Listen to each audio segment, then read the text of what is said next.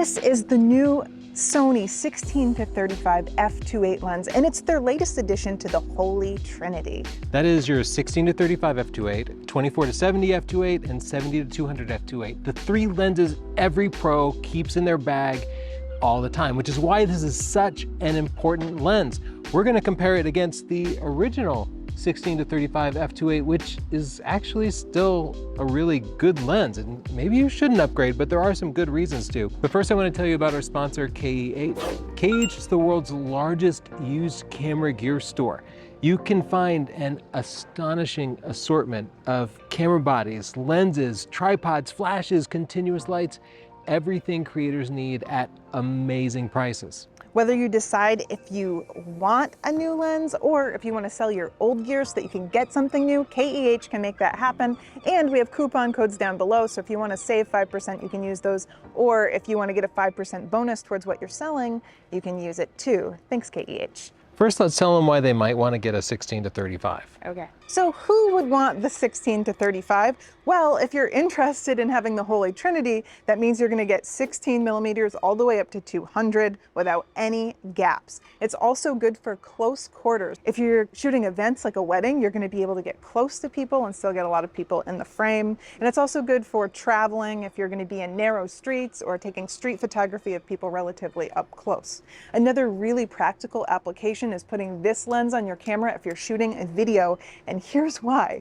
A lot of cameras crop their video, and then if you had active stabilization, it's moving, so you have to crop to take away the moving. That's going to crop another 1.2 times. That means that even if you're shooting at 16 millimeters, by the time you're done with all that cropping, you really just have a normal focal length. It's also good if you're shooting yourself and you need it to be wide so that your head's not cut off somewhere. So it's an overall really practical focal length. I love the design of this new lens. My favorite part, they included this aperture ring on here that lets me dial in the f-stop without having to look at a screen. And it's a more fun tactile experience. But for video shooters, it's really nice because you can declick that aperture.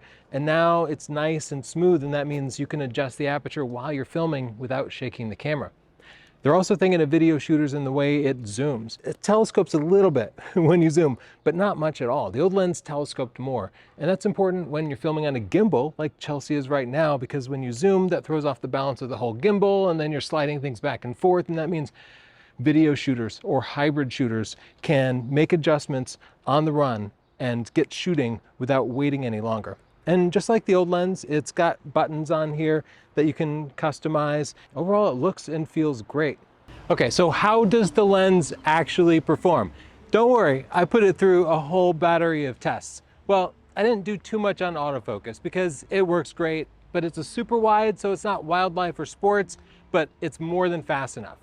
Sharpness and chromatic aberration is just a little bit better than the old 16-35. It wouldn't make me want to upgrade. I don't think in the real world you'll see a lot of differences, but in our lab at 240 megapixels, well, you take a look at the results.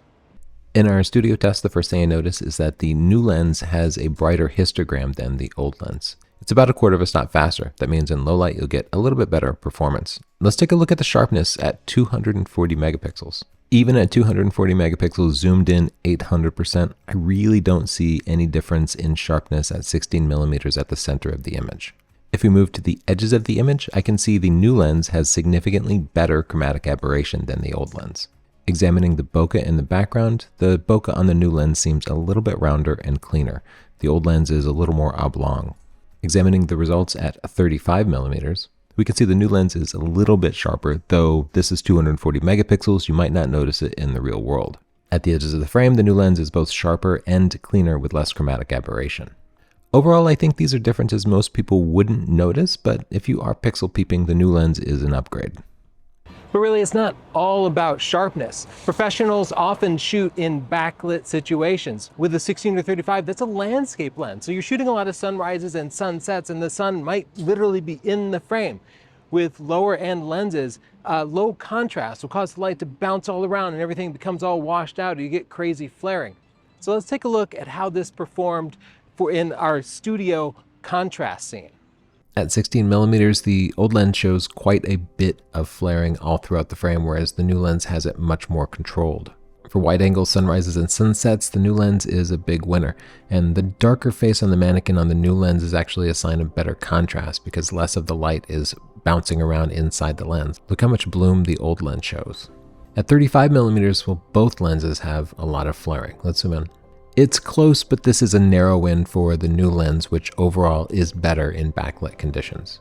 As far as weight goes, the new 16 to 35 is a little bit lighter than the older version, but if you talk about updating the entire Sony Holy Trinity, you can spare yourself 2 pounds on your shoulders, which is quite a lot if you're walking around with your backpack.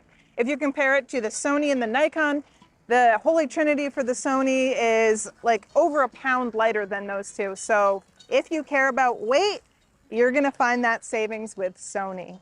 If we've convinced you and you'd like to upgrade, you can sell your old gear at KEH. They give you a great price, they inspect everything, and you can be assured it actually gets sold and it's not going to a scammer, which is what has happened to us so many times, that it converted us into KEH enthusiasts.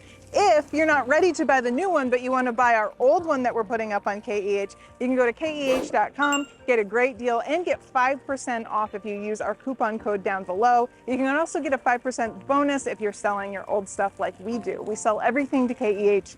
If you're buying the stuff we recommended there, it could possibly be actually ours. So thanks so much, KEH, for making this review possible and making used gear just stress-free, easy, and fun. One of my favorite tricks with sunrises and sunsets is to use the sun as a focal point and increase the aperture all the way to f/22. This turns the sun into a starburst, but not all lenses handle this well. Let's take a look at how this lens handled starburst. The starburst shows me that the new and old lens have the same number of aperture blades. Again, we see the new lens controls flaring much better. You can see quite a bit of blobbing in the older lens. And zooming out, we see this radial flaring and even like a fake rainbow here at the edges that's completely controlled in the new lens. The same holds true at 35mm. The older lens shows more flaring and the new lens is much more controlled. Lenses like this need to be versatile. Wedding and event photographers often need to get really close to a small subject, photograph the small scenes around the event, you know, like a little bit of chocolate that you might serve after the meal or the ring shot for a wedding. So let's find out the maximum magnification for these two lenses to see if this lets you get any closer than the old lens did.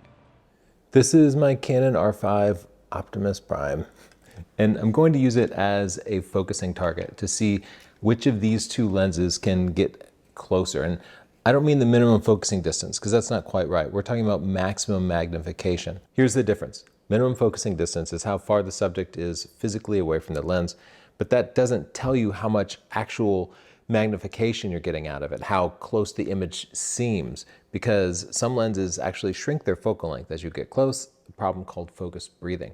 So we look at how much magnification we get, how big the subject actually is in the frame. And there's no easy way to do this with autofocus. So what I do is I switch to manual focus, go to the very closest minimum focusing distance, and then I inch forward until the subject is in focus. I do this at both the wide end and the telephoto end because some lenses will focus closer at the wide end, which seems counterintuitive. Both of these lenses actually got closer at the telephoto end, but the new 16 to 35 GM2 got way closer, like twice as close. So if you do macro photography, maybe you're a wedding photographer and you need to shoot the rings, being able to focus really up close without having to add extension tubes, that has a lot of versatility, so that's a big win for the new lens. Should you upgrade? Well, we are. We're gonna sell the earlier edition to KEH and we're gonna buy the new one because we review camera gear and this is like the new benchmark. It's sharper, it's lighter, it's the newest, but should you upgrade? If it weren't for reviewing camera gear, I don't think I would. Like, I do love having the physical aperture dial on it, and the fact that it's a little lighter, that's a bonus. But real world, I don't know that my images are ever gonna be any different, and I'm definitely not gonna feel the difference on my bag. So if I were you shopping now, I'd probably head to KEH and see if I could pick up a used lens. And while you're there, you might just try to fill your bag up. They might get ours while they're there. Yeah, because I'm definitely going to sell this one. So if it looks like that, maybe you got ours.